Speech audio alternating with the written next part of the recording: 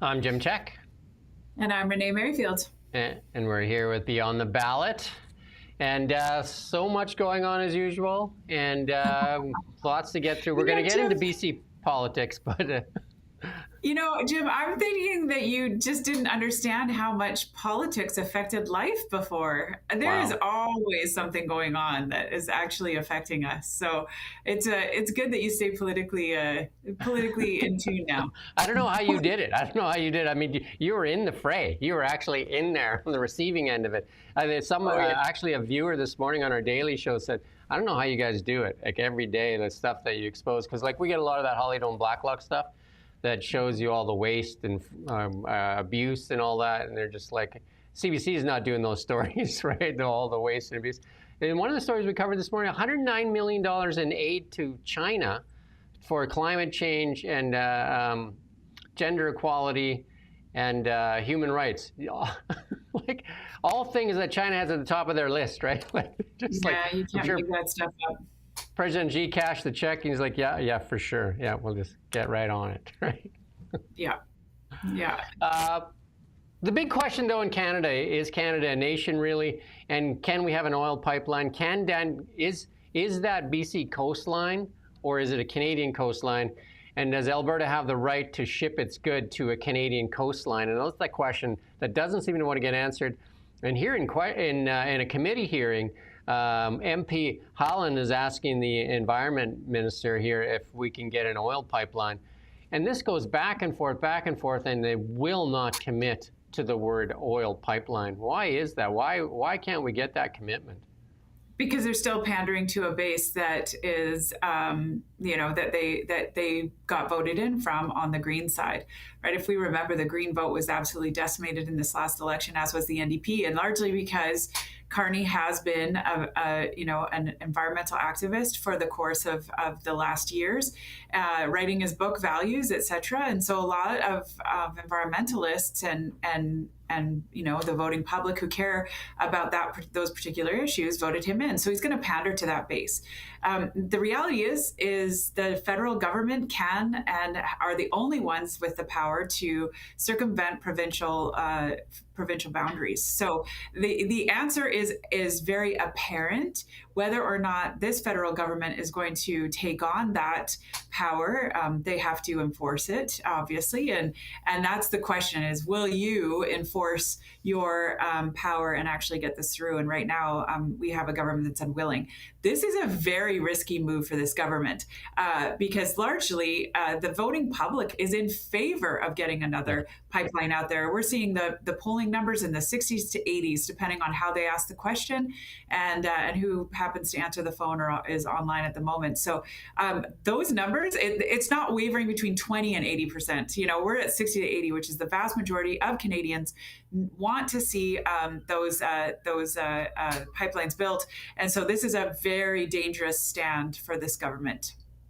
And I think Danielle Smith is making it really clear to people, too. There's like she's saying it in economic terms, there's $9 trillion worth of wealth beneath her feet, and she needs to get it to market. And the market is a coastline, and that's being stopped by not only David Eby, but by a non-response from the Carney Liberals.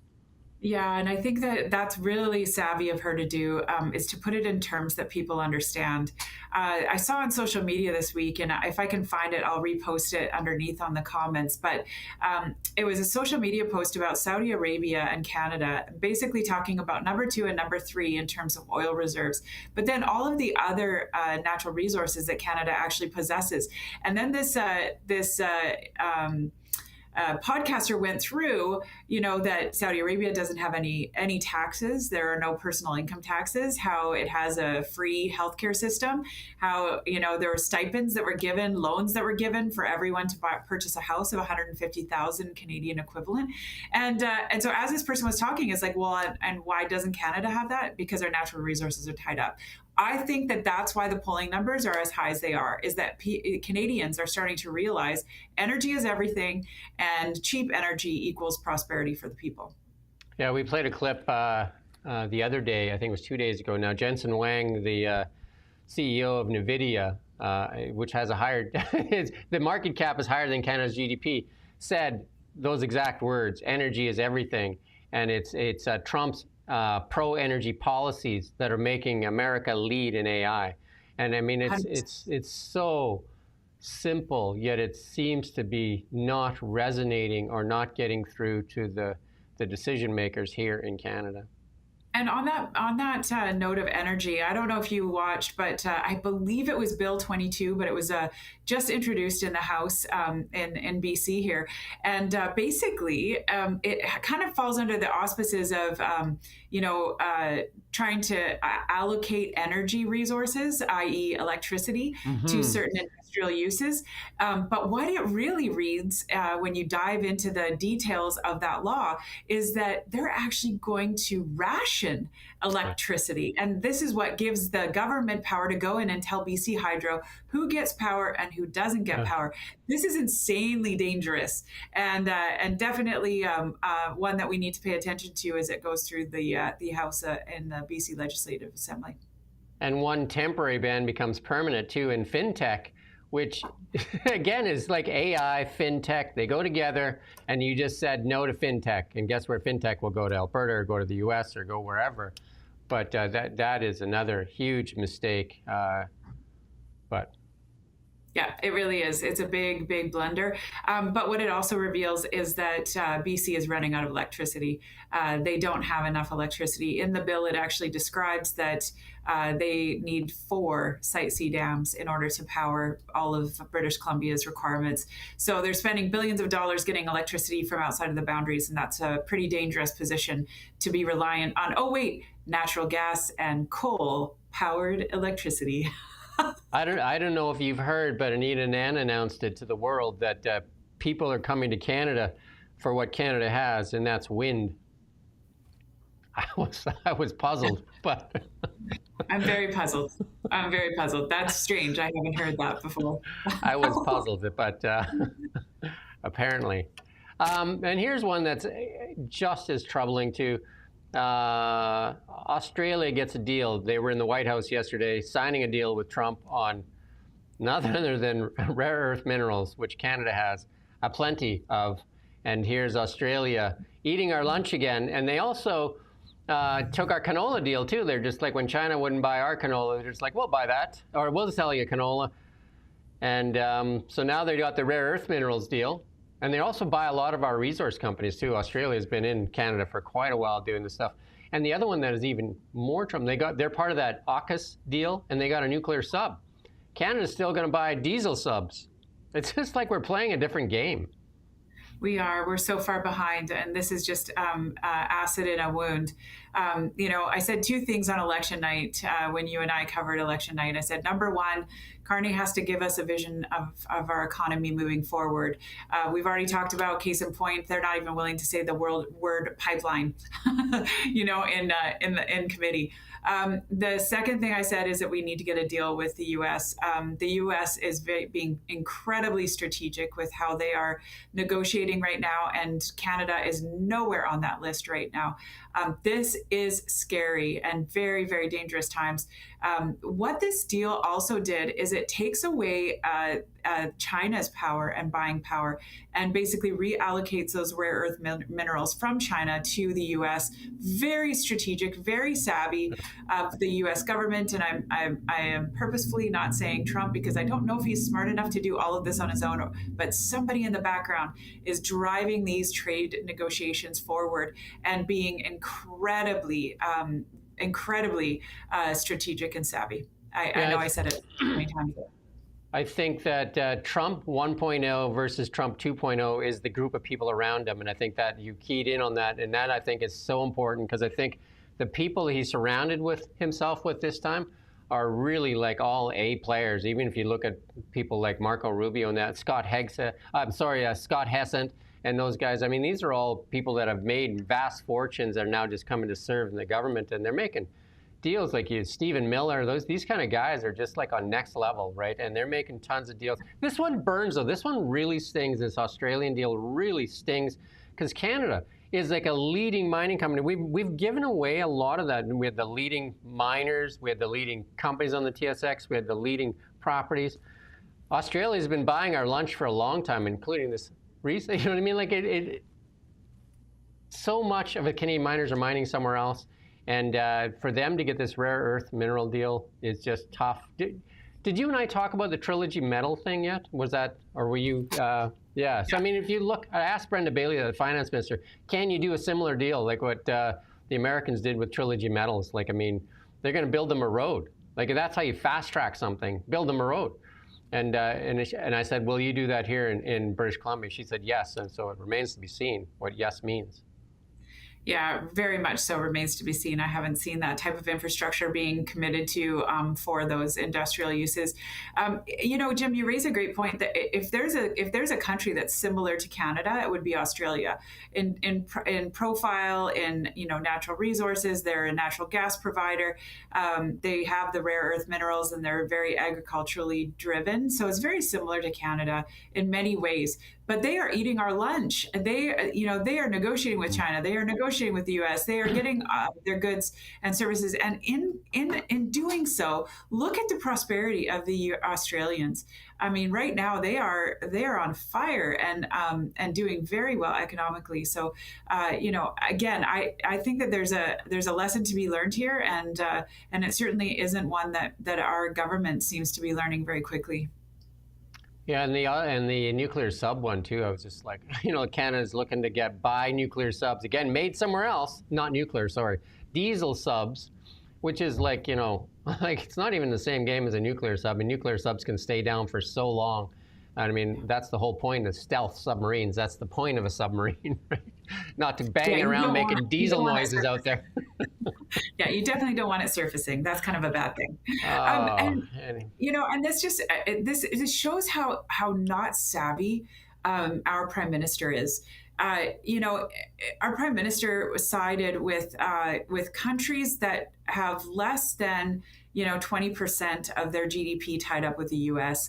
Rather than going with the U.S. And in doing so, I mean, we're a country that has 90% of our exports going to the U.S.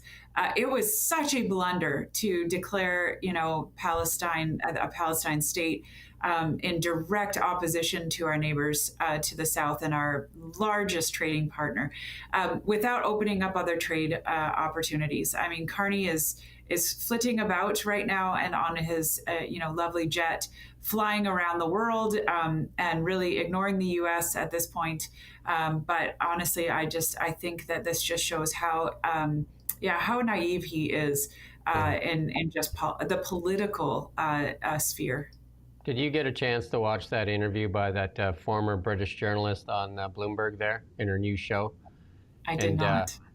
It's really good because, like Carney's been sitting down with foreign journalists way more than he's sitting down with Canadian journalists. And she pressed, because they press, right? They press on questions.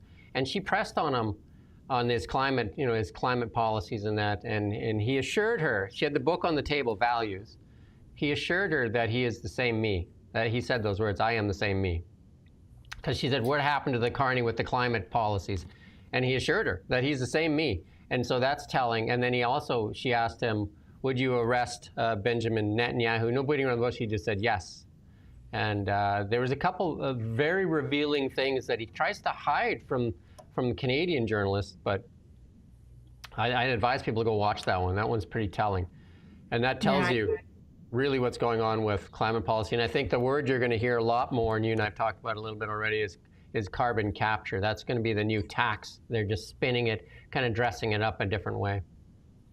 Yeah, and that definitely came out in his opposition's latest social media posts and videos, in which Carney is producing word salad and calling himself an elitist, and then saying, well, if this doesn't make sense, it's because it doesn't make sense. And basically, really, he's trying to talk around too much rather than talking and saying what he really means.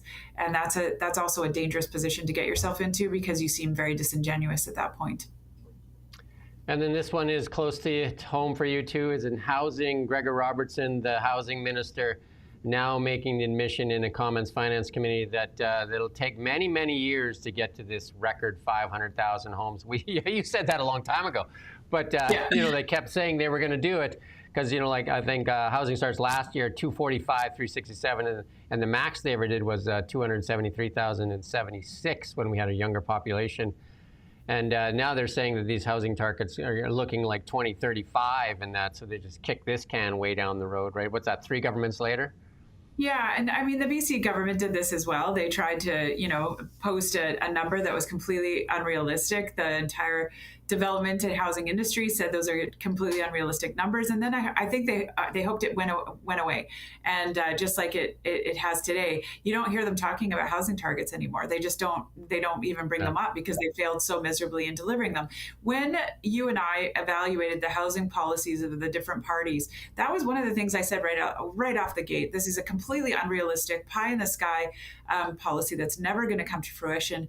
And Gregor Robertson, to have him finally admit and to say the quiet part out loud, which is, oh wait, we're not going to be able to get to these numbers. And 2035, yeah, great. In a decade from now, hopefully we will be innovative and innovating already by that point. Hopefully we will be building faster. But what we need is less bureaucracy and less governance. The housing industry is so heavily legislated, whether it's the affordability, the environmental measures, the building code in and of itself. There's new seismic, requirements that just came through. I mean, it is absolutely astronomical. And if you saw a list of everything that was required by the BC building code, in addition to the Heritage Conservation Act and getting a heritage permit on every single development, and then there's Ministry of Transportation, Ministry of Environment, there's in agriculture. I mean, there is one after another, and that's before you even get to the municipality. So the whole DCC element, it's absolutely astronomical how much it costs, and really for people who are trying to get into housing, the number right now that's being used and being shown on white papers is about 35% of all housing is just government cost and taxes.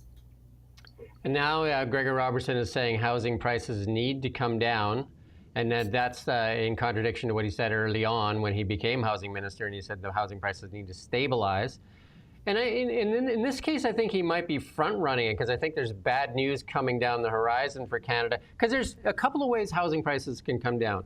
They can come down because you're increasing supply, you're incentivizing supply, you're getting a lot more out there, a lot more choices, and then you end up with housing like booming and building. Or there's the other way where you collapse the housing market and nobody's buying, and then properties are being sold, being foreclosed on. And I think we might be seeing some of that starting to show, and we're starting to see some mortgage defaults rising, and with interest rates are still high for a lot of these people that bought in 2020. There's 5-year renewals coming up, and they're going to get a little bit of mortgage sticker shock there. Yeah, there was a roundtable discussion that I was participating in with Doug Porter, who is the chief economist of Bank of Montreal. And one of the things that he said is, we're probably through the worst of it for the most part, but it's a regional story. And the regional story in Toronto, the regional story in Vancouver is that those housing prices are still going to go down. There is standing inventory in the thousands and if not tens of thousands in Vancouver, in Toronto. Those are not going to end well. You also see 2 of the largest home builders in Canada, Mattamy Homes, over 150 years of home building, and then you've got West Group in BC, who's one of the largest in BC. Peter Wessick there, and Bo Jarvis at the helm as the CEO. You see those 2 starting to literally pull projects. That is scary times. I mean, that is the first time in talking with Bo, that was the first time in his entire career he's ever pulled a project. And the first time in Peter Wessick's entire development life of 40 years that he's ever pulled a project. Those are dangerous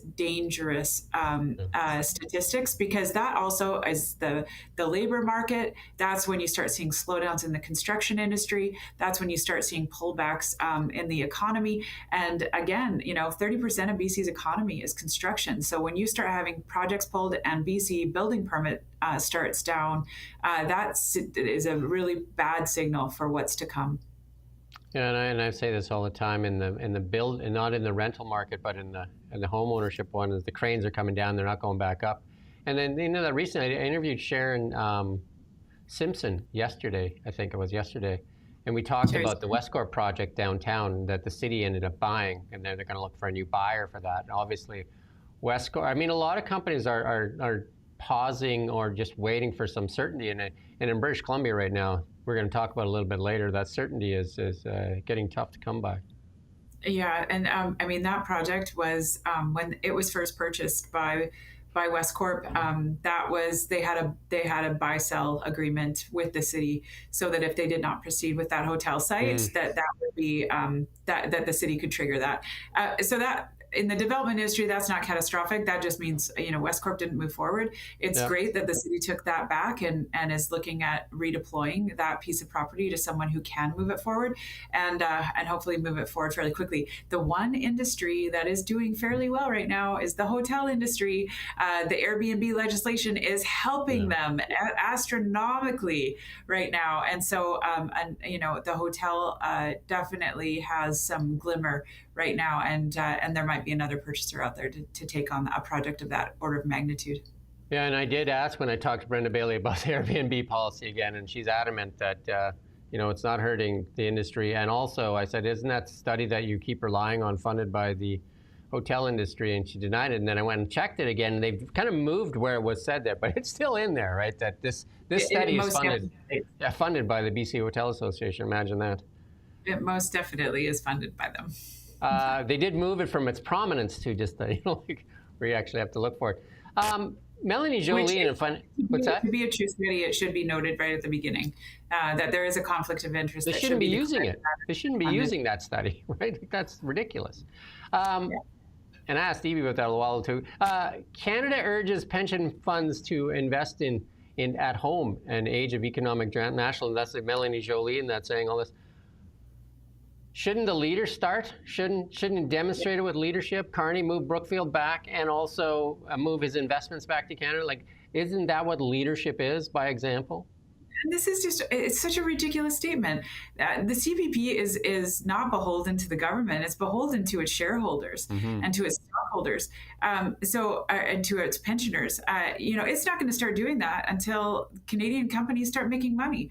That's so foolhardy to say that, and it's nothing more than grandstanding and peacocking to say it's somebody else's fault, and it's CPP's fault that they're not investing. It's Ontario, teachers' pension fund, and it's like, no, you know what? If we were doing a great job, if we had government out of the way, if bureaucracy was where it should be, and we had a tax structure and strategy that actually incented companies to invest, we would see it, and we don't right now. This is a government story, and government is failing businesses. I would, if I got to ask the question of Melanie Jolie, I would say, why don't you ask the person sitting beside you in Parliament that question first? Ask him first. Why? Because that's the answer. Why doesn't he move his money back here? And there you'll find the problem. That's where you'll find the problem. If he'll tell you why he doesn't have his money here, because he said it's access to capital, all those things. And so there you go. There's the problem, right? He'll identify it for you. It's not rocket science. No, it's an issue. Justin Trudeau celebrated his 10-year anniversary there with a post. I guess he was trying to show off to Katy Perry or something and seeing if he could get a lot of, I guess he was missing praise in that. It kind of backfired huge though. Definitely didn't go over very well. No, it landed with a thud. It was, I mean, the ratio on social media posts was absolutely horrific. He will go down in history as one of the worst prime ministers, leaving people so much worse off than when he started. It's just atrocious.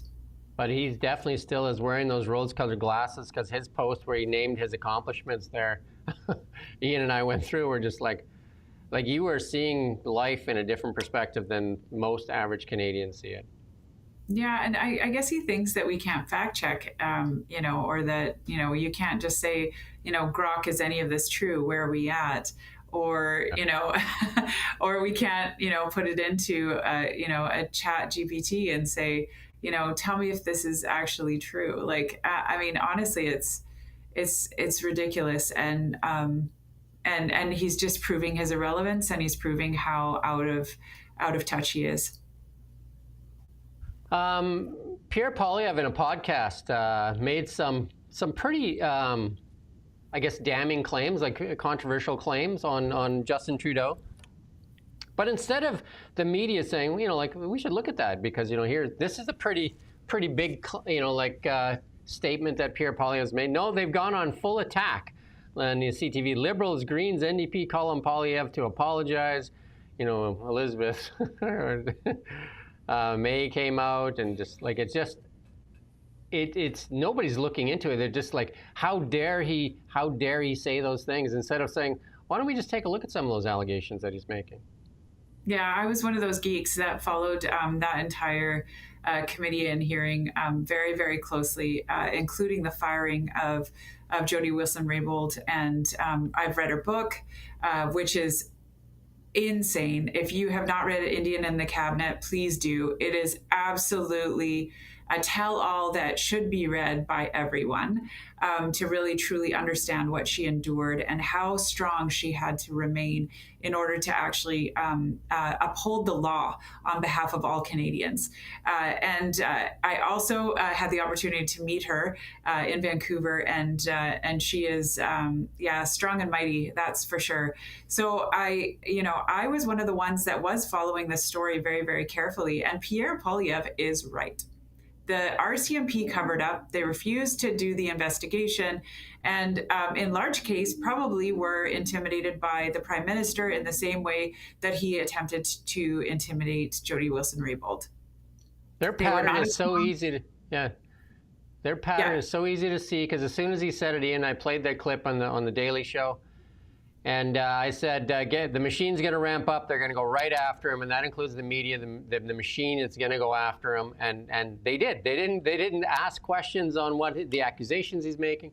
They just went at Poilievre. They just went at him full force, and that includes the Liberals, the Green, the NDP, the CTVs, the CBCs, all of them. It was just attack Pierre Poilievre, and all the pundits and as well. Very few people have come out and said, why don't we just take a look? And then they talk about how dare you go after a former prime minister. And then I think, well, didn't we go after Brian Mulroney? Like, what was I? Like, where was I? Like, didn't we go after Chrétien? Didn't we go after, I mean, come on. That's fair game. That's fair game. But honestly, wow. The mainstream media is desperate to prop up a prime minister that's not doing really great right now. No. He is not. He's not on everyone's Christmas list yet. They can feel the Canadian public starting to get really, really antsy. And so, and they're starting to see the polls, which put the Conservatives ahead of the Liberals right now, which is really scary considering that the Liberals don't have a strong NDP. In fact, they have an obliterated NDP that's getting between 6% and 8% in the polls that I've seen. So we're looking at a really difficult time for Carney right now. And so, the mainstream media, which we've talked ad nauseum, they just simply are not doing a great job. They're not holding, government's feet to the fire. They're not holding them accountable. And it is the independents that largely are the voice right now of Canadians. So, it's almost like, are they even relevant anymore? And, Pierre is used to being under fire. He's used to, having that level of antagonism. Having said that, I did see him kind of backtrack and explain, which is never a good look. Anytime that you're defending, you've already lost, is kind of the saying in politics. So my only thing is that I wish he wouldn't have retracted, but leaned in and moved further and said, well, who wouldn't want to prosecute, a prime minister who did blah, blah, blah, blah, blah. Right. Like, I didn't hear the references like of Mulroney and Chrétien. You know what I mean? Like, because you brought up that, like, why don't we look? Like, because that's a normal course. That's what we should be doing. We had Jonathan Kay in this morning, and he's been in media politics and all that stuff. He actually ghost writ Justin Trudeau's memoirs. I'm not a big fan now, though. But one of the things he said was, as bad as it is for some of Canada, he says, are you guys okay in BC? He said, this is just an absolute travesty going on here in British Columbia, the politics here. He said, like, you guys are on next level self-destruct. And, like, what is going on? Next level self-destruct. If we just talk about the political aspects, you and I had this conversation. John Rustad is not a leader. He does not have strength. He does not have chutzpah. He has lost now 5 female MLAs, which doesn't bode well. It doesn't bode well for his caucus. I think these are the 5 that have the least to lose in certain cases. I think he thought getting rid of Eleanor Sturko would silence others. That is just simply not the case. And until he goes, I think he's going to see more tumult.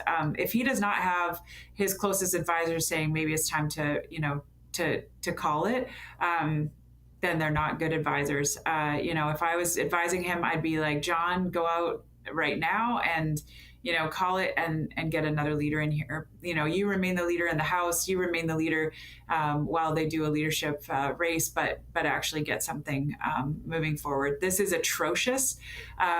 It is abysmal, and with a government that's performing as poorly as the NDP, the Conservatives should be surging. They should be in the 50s and 60 percentiles, and instead they've lost 15% since the election and are sitting well behind the NDP. And right now the polls are predicting the NDP would have a majority if they were to run again. I asked that question of Gavin Dew and a few others. Like the stoves and the pot seem to be boiling over everywhere. Like, the finance, the health, decriminalization, like you could go on and on and on. You could name all these things that seem to be just a mess. And I think Jonathan Kay said it too. He said maybe BC's conservative movement here has to completely fracture and wait for a Stephen Harper type guy to come in and actually pick it up and mold it into something that needs to be done. Because he said John Rustad kind of put pieces together that don't belong together too. Do you know what I mean? Like they didn't fit well. And that's maybe why it's all falling apart. But like even some of the tactics, I interviewed Amelia yesterday, and even if she had some mental health issues, I just don't think it was classy of Rustad to go out there and say, like she has mental health issues and blow her off as like, you know what I mean? Like it was very classless. And maybe what happened to Kevin Falcon's going to happen to Rustad too, is the money people are going to say, you know what, we're done with you. Like you're going to we're not going to fund this. Yeah, and that's what needs to happen. I mean, the business community has to rally and has to actually do the hard work of saying the quiet part out loud, which is that John Rustad's time is over. If we remember, Stephen Harper was a very reluctant leader. He was not the one that was out there, tooting his own horn and wanting to be the leader. He was a very reluctant leader, but he was chosen because he was neutral and because he was a really good brand ambassador for both sides, and he was able to ease the social conservatives minds at the same time, really pressing on what they could all agree on together. And that's really what needs to happen from Centre BC to One BC and everything in between, which is BC cons. They really need to come together and say, we're going to focus on what we all agree on, which is a strong energy economy, a strong economy, healthcare for all, and great infrastructure, and how about a great education system, world-class education system. It can be as simple as that. It's gotten way too complicated, way too activist related on both the right and the left. And I think the right needs to grow up and be an adult and be the adult in the room, because right now the NDP is not. The NDP is being a child. And honestly, I'm so disappointed by their stance on the whole Cowichan case and in not arguing extinguishment of title rights. I just think that this is an absolute mess, and you're going to see further investment dollar flee.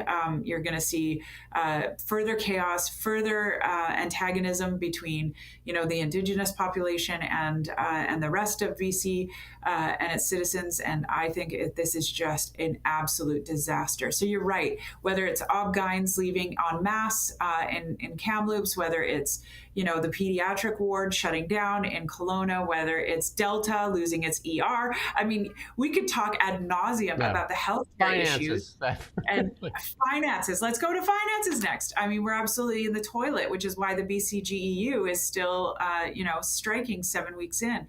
I mean, there is no money. there is no money to give them. It doesn't grow on trees, and they haven't prepared for this. So anything that they put into, and I wouldn't be surprised if they take this all the way through to the next, to the next year, their next calendar year, or sorry, financial year, because honestly, they cannot afford to put more deficit into this year.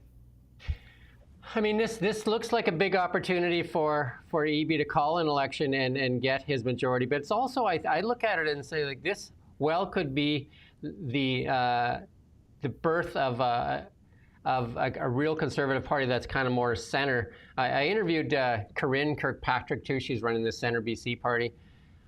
In your mind, is there a Stephanie or a Stephen Harper out there that could actually coalesce like the center and bring people to the center? Because I don't think BC's either, you and I have talked about this many times, either far left extremists like Jason Kenney calls David Eby a mud hutter. And then he said John Horgan actually called him mud hutter. You can't argue that now.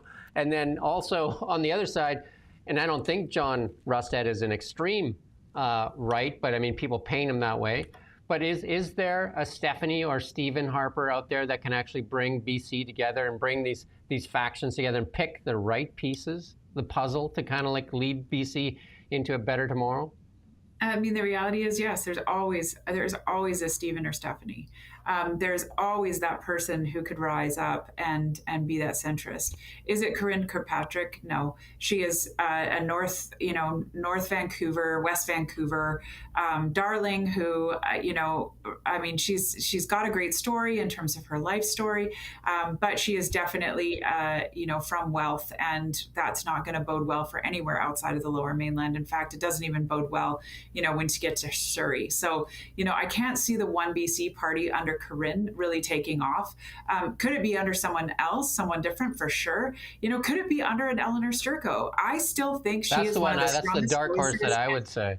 Yeah. And one of the strongest, and she's also focused. She could say, we're going to get tough on crime. We're going to have a great economy.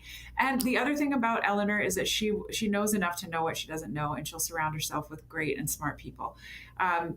People really get loyal to her. I know that she took a few of the staff members with her when she left because people like her and people like working with her and for her. And, so I could see an Eleanor really being that rallying point. She is a Surrey, RCMP officer, but she was a communications officer. So she has, a great poise, great presence. She speaks insanely well. She doesn't have a lot of gaffes, and she's very humble. She's not from wealth. She's not from money. She doesn't have a silver spoon in her mouth. She doesn't have a lot of money now. That isn't going to be held against her. She can really be a voice of the people and well loved by many. So, yeah, is there one? For sure. Is it John Rustad? No. But is it someone like an Eleanor Sturko? I think so. She is a great communicator, and those are one of the things that most people are looking for right now, is a straight shooting communicator. And I said that to Corinne. I said, does your party become null and void if an Eleanor Sturko takes over the Conservative Party, because she will pull everything to the center anyway? So is there a reason for your party if all of a sudden she says, well, we're going to do this? That remains to be seen if that's what happens. But, I think with Jonathan Kay, you go watch that, but he was really good in explaining that there will be a Stephanie or a Stephen Harper rise up in BC that will actually figure out how to bring the good people back to the party too. Because, I think when Rustad threw the ball down when Falcon handed to him, I think he could actually be in government right now. He could have formed government. But yeah, I think he let his ego get in the way, and he tossed out good candidates that ran against him as independents and likely cost them 4 or 5 seats. Yeah, and he got bad advice from people that thought that it was their activism that was winning, rather than seeing it for what it was, which is that they had a C that rivaled or was very a replica of the federal C and the same colors, and an ad campaign of $4 million running nationwide. They just simply missed that. And to misunderstand your success, I think, is a real foible of ego. And so I think that, they've got to really do some really good navel gazing and understanding how they're going to, come together. And I think the first thing they have to do is get rid of John Rustad and get someone who is more of a centrist, but understands economically where we need to go and is very strong on that way. And that's one of my concerns about a Corinne Kirkpatrick as well. She's a Green. She says, at times that she should have run for the Green Party. That to me is like, you've missed it. You've missed how big business is and what we need to do and how we need to move forward. I asked her a pretty basic question I think most politicians need to answer right now. I said, is Canada a nation or a collection of provinces? And she spun around for a while, and I kept pressing, and I just like, is Canada a nation? Is it Canadian coastline or is it a BC coastline? And, I think at the end she said, I'm Canadian first, but right now we need decisive action, right? We need, because stuff needs to get done. We can't do committees and hearings and consultations, and we don't have time. We need somebody that's going to be a person of action that speaks clearly. And I think that's how Danielle Smith is very popular. She speaks, you know what Danielle Smith's all about. You're not confused, right? You shouldn't be confused after you listen to Danielle Smith. You can listen to her for a couple of her speeches or town halls. She actually goes out and does town halls, EB. She goes out and does town halls and listens to the people. Yeah, and she speaks very cleanly. And it's because she's true. What she says she believes, and what she says she's going to do, she does. So, there is no pretense with her, and really we need a leader that is like that. The other person that comes to mind that I think could be a dark horse as well is an Ian Black. Like an Ian Black, who was the Vancouver Board of Trade CEO for many years, who is a conservative. I think that he could actually be one of those that could really rise up and be, a real unifier, someone who understands the Lower Mainland. He ran in Port Moody, I believe it was. He did not win his seat. But, someone that federally he ran, but someone who really understands the Lower Mainland, but has a good understanding of what's beyond and how the prosperity of the Lower Mainland is largely determined by everything beyond it. So I think that he could be a real voice as well. And again, someone who is eloquent, very, statesmanly, but also speaks his mind and is very plain. When I did get to interview Brenda Bailey, I did ask the question on certainty of capital. You and I talk about it a lot. And I said, with this couch and land decision, how is there certainty for British Columbians, even in private land, especially developers and different things? How do you go, even big projects, like how do you go ahead and invest billions of dollars with that cloud hanging over your head? And she says, yeah, and we need to appeal that decision. But, when I interviewed Jeff Moyes, it said that, they didn't. They kind of let this happen, and even some of the negotiations they're doing all behind closed doors, and they're just presenting, here's what's happened. And I think that this could put BC into a spot where capital just continues to flee. Well, it's more than just closed doors. They just introduced a new law that will have all Indigenous negotiations un-FOIable. Basically, they're basically doing it all behind closed doors. This is a disaster. This Cowichan case is an absolute disaster. Thank God for Malcolm Brodie, who's not running again, who has nothing to lose, no party affiliations whatsoever, and he's been critical of all parties, really provincially. So there is no allegiance there on any one side. But thank God that he sent out the letters, and it hit the social media channels like crazy, and then started. I saw it on Indian Times in India. I saw it it was in Europe and covered, in the BBC. This went huge across the world, and basically was scratching a head and saying, what is BC doing? This is absolutely ridiculous. And if anyone thinks that this is not on the government's path, it most certainly is. The justice cited the Haida case, the DRIPA being ratified in the House as the two governing factors for this decision. So absolutely, this is the NDP's doing. They did not argue extinguishment in the court case.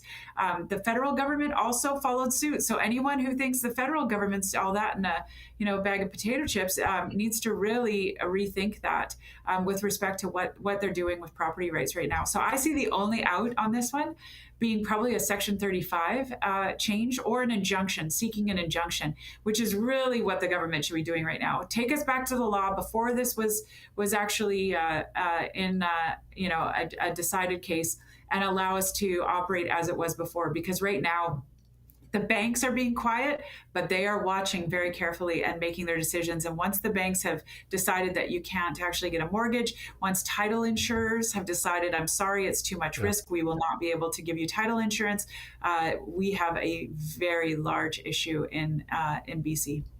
And it's, some people have said up to 95% of BC could be under, title challenge, right? So unresolved claims. Well, I've seen maps where it actually is like 280% of BC. Like basically, there's so many overlapping claims and that. Overlapping claims, yeah. Nova Scotia apparently has the same problem. Yeah. Which is true in this Cowichan case. I mean, the Musqueam are part of the ones that are going to be, Musqueam, Tsawwassen, and Squamish. So they're all, appealing the decision because they're saying, well, those are fishing grounds for us. Those were camping grounds for us. We got 6 minutes left. I'm going to give you 2 topics left here. Calgary, Jason Kenney just congratulated Jeremy Farkas there, winning Calgary. And, that's, what's a Mayor Goodnick? Is that how you pronounce her name? Goodnick? I thought it was Gondek or something like that, right? Yeah. But one and done, one termer. That was it. That was all. And to finish third, that's pretty embarrassing. She was fairly arrogant and very left. I mean, she was canceling Canada Day, a whole bunch of things. And, you might get away with that in Edmonton, but I don't think you're going to get away with that in Calgary very long, right? So I don't think you'll get away with anywhere in Alberta. I mean, Nenshi was very far left. He was an NDPer. He was mayor. He definitely took Calgary into some places. I think that that was different. But let's remember the NDP in Alberta are more centrist. They are kind of the more John Horgan-esque, and not really the NDP of David Eby. So, she was bizarre. She did some very, very strange things, and I mean, this is Calgary basically saying, no. Very strong turnout in Calgary, not so strong in Edmonton, those mayoral races. Andrew Knack, I mean, that's no surprise to me. I think Andrew was a great ward councillor in Edmonton. He definitely represented the West Side there for many, many years. And for him to take over, as mayor, I think will be a great one.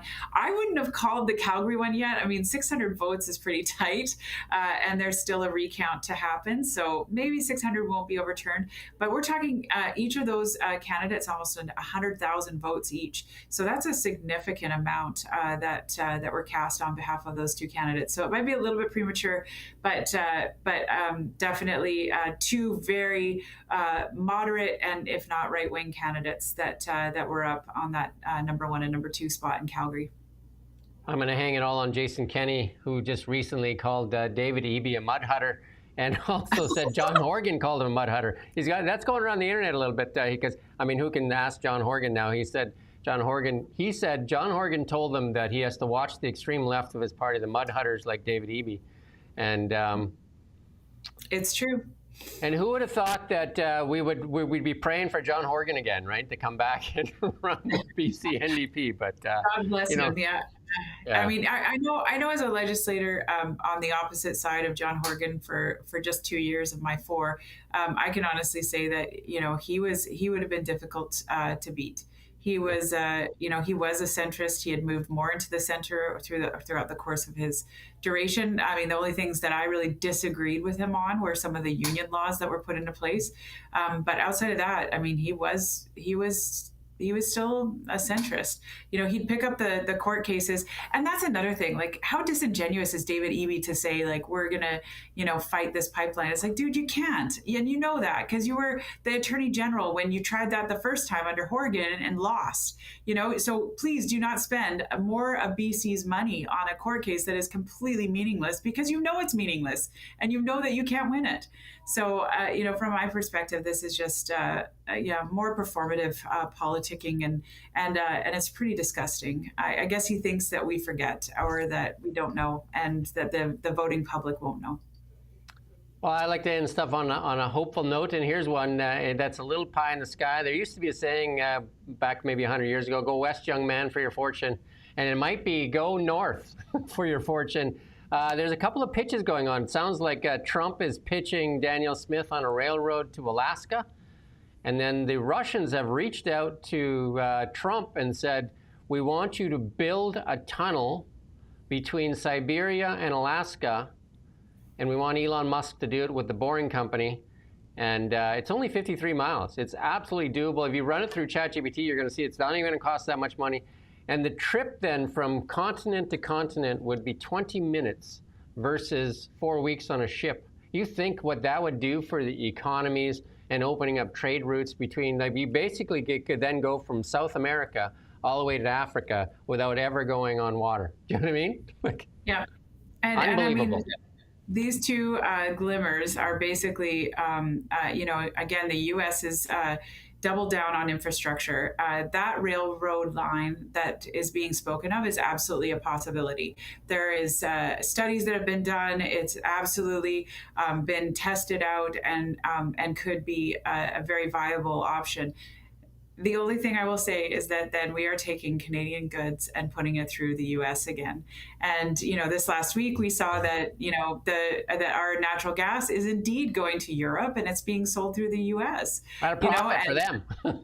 Profit for them. For the U.S. And so then, I mean, again, if we have not learned anything, please let us learn that we need to have our own pipelines and our own ports and our own infrastructure that actually gets our goods to port and through to where it needs to go. So, I'm a big believer that we have to invest in infrastructure. My hope is that in this budget we see that. Maybe that's what Carney is telegraphing in how he's saying we're going to invest in the future. But let's definitely hope that that is the case. If you take the politics out of it, though, just on basic economics, that Bering Strait tunnel would change the world economies. It would absolutely change the world economies. You would be able to, and if the people that are worried about climate change, it would actually take, like diesel ships coming across, 4 weeks to come across the ocean, fight with weather and all that stuff. You would have high-speed trains moving goods over land. And, some people say you can't do trains in the north. Well, they do it in Siberia. They seem to have figured it out, so. Yeah, I don't mean to be a damper, and I want to keep it on a very optimistic and hopeful note. But you can also get weapons and linking two countries. You want to be sure that the other country has the best of it. Well, I got to take the politics out of that one because that other country happens to be Russia. Yeah. But it could be the greed of the economy that solves that Ukraine war too, because I think that's what they're using it as, and they're saying you want to be back part of the economy, you need to stop that nonsense, and because how do you keep people out of wars? I mean, the reason that China hasn't invaded Taiwan, it would actually blow an economic hole into China as well, right? That is the thing. So again, if you think about it, even from a personal standpoint, people that have stuff to lose don't steal at stores typically. You know what I mean? Like people that have nothing to lose typically will commit more crime, right? Because they're in a desperate place. But if you have lots, like Dubai is not going to get into any wars, right? Do you know what I mean? Yeah. Saudi Arabia is now in a place where they used to facilitate terrorism. They don't do that stuff anymore, right? They don't need to. If the economies are healthy and everybody's healthy, then all of a sudden, like war becomes like one of the last things you look at, right? So. Very true. Again, it's always been great, and thank you. And then hopefully there's a Stephanie or Stephen out there that have been listening here and can help. And then we get them in place really fast. All right. Thank you for watching Now Media.